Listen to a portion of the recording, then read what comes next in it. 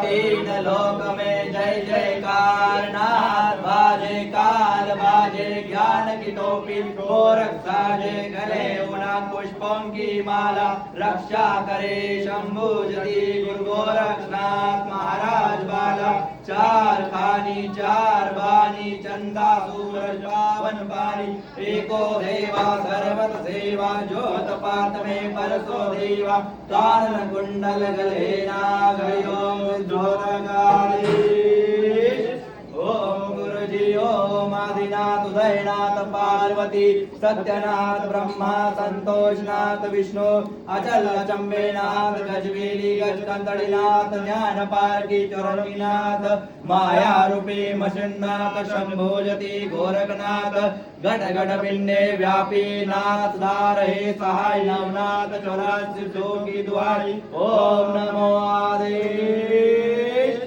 ओम अति क्रूर महाकाय कल्पांत दहनोपनम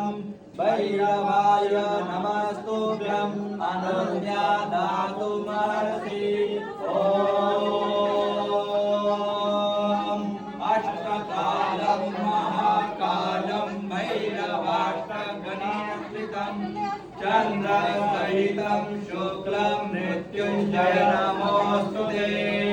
अतध्यानं वारणस्य भैरवो देवा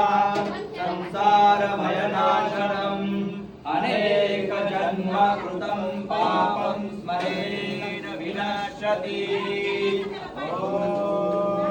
कालकालाय महाकालाय कालाग्निरुद्राय जोगेश्वरी कान्ताय सुवर्णपुरीधीशाय तन्नभैरवाय प्रचोदयात्